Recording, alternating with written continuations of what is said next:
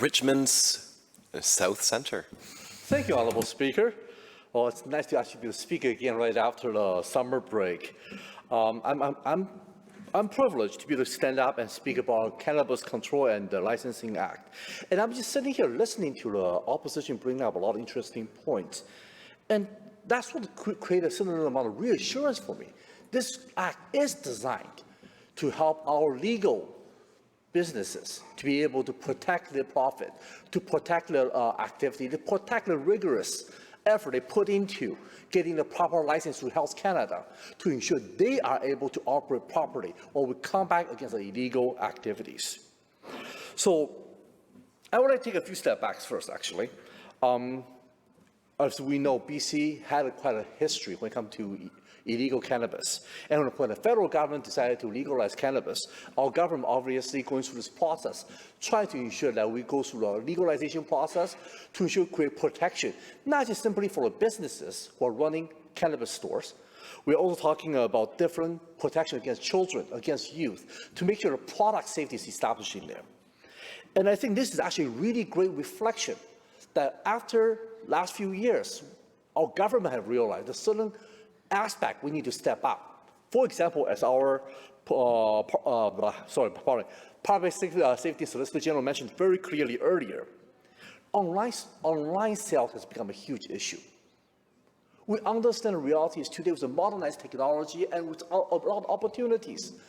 If we don't step out with our enforcement strategy, illegal cannabis will find a way to slip through our system, not just sell at an undercut profit and undermining all the requirement, rigorous demand upon a typical small and medium-sized business in BC, but also place our youth and children in vulnerable circumstances when they are able to be able to sell items to people they shouldn't have access to. So when I'm actually taking a look at this legislation, I'm encouraged. I'm encouraged by our government's step forward to re-ask ourselves, how can we further strengthen our determination to create a fair, just, and safe environment for British Columbians? When people have chosen to be able to utilize cannabis for recreational purposes, they don't get it from stores that's being licensed. And we know those stores, it goes through rigorous system. If we're talking about facility updates, we talk about record-keeping methods, we talk about process, security clearance checks, we talk about physical securities to ensure whatever they produce, whatever they sell, whatever they distribute among the community is in proper compliance with our government and with our protection and safety of our children and our families. But unfortunately, illegal cannabis activities undermines that. And I want to thank the opposition member for bringing up so many times how the illegal cannabis is creating problems, not just for our province, not just for our families, but also for our youth and children, and of course, legal businesses who are to such a rigorous, determined, and committed effort to ensure whatever they produce, whatever they deliver is in compliance.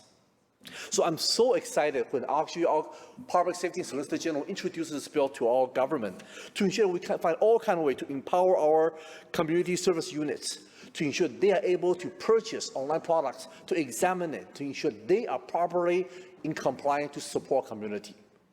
So, sorry, I thought you were going to say something. I apologize for that. And of course, we're talking more about the not criminal component. I'm pretty sure there's much more work to do, and our government is determined to do more to bring safety, security, not just for British Columbia, but also for small businesses. But this is really more focused on how we can undermine and actually reduce and hopefully eliminate illegal cannabis sales in our province. I also want to take a little bit more focus on too when we're talking about that the different business, and we're really trying to find ways to ensure that youth and children are safe. When we actually follow the compliance and legalization process, it gives government greater opportunities to step in to address challenges that often put our safety into consideration, into question.